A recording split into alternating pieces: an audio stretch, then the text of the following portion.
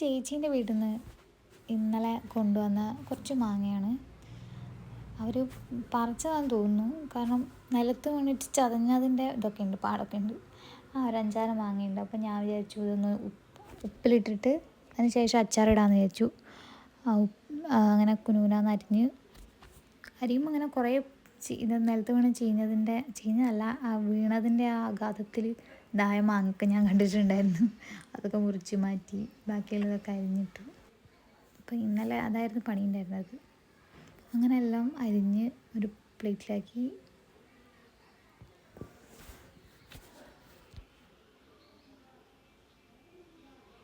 എന്നിട്ടത് നേരെ വന്ന ഒരു ഭരണിയിലേക്ക് ഇട്ടിട്ട് കുറച്ച് ഉപ്പിട്ടിട്ട് ഒന്ന് സോക്ക് ചെയ്യാൻ വെച്ചു.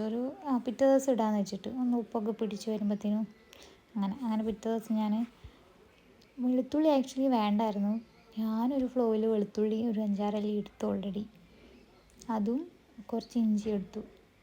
ഞാൻ കണ്ട വീഡിയോയിലൊന്നും വെളുത്തുള്ളി ഒന്നും ഇട്ടിട്ടുണ്ടായിരുന്നില്ല കേട്ടോ യൂട്യൂബിൽ. അങ്ങനെ ഞാൻ അച്ചാറുണ്ടാക്കുമ്പോൾ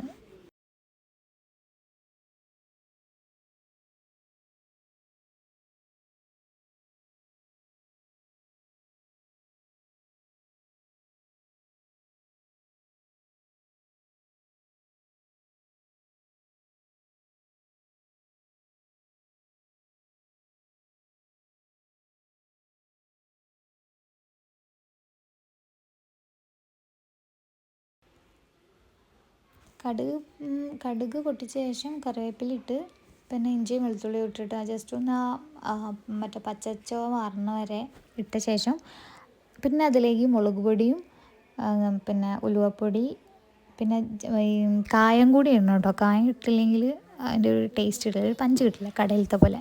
എന്നിട്ട് അതിലേക്ക് മാങ്ങ ഇട്ടിട്ട് ഇളക്കി എന്താ പറയുക കുറച്ച് നേരം ഒരു 5 മിനിറ്റ് ഒന്നും ഇല്ല, അതിൻ്റെ മുമ്പേ ഇറക്കി വെച്ചു. ജസ്റ്റ് ഒന്ന് ചൂടായ ശേഷം ഇറക്കി വെച്ചു. എന്നിട്ട് അതിന് ശേഷം വിനാഗിരി ഒഴിച്ചിട്ടാണ് നമ്മുടെ അച്ചാർ റെഡിയായി.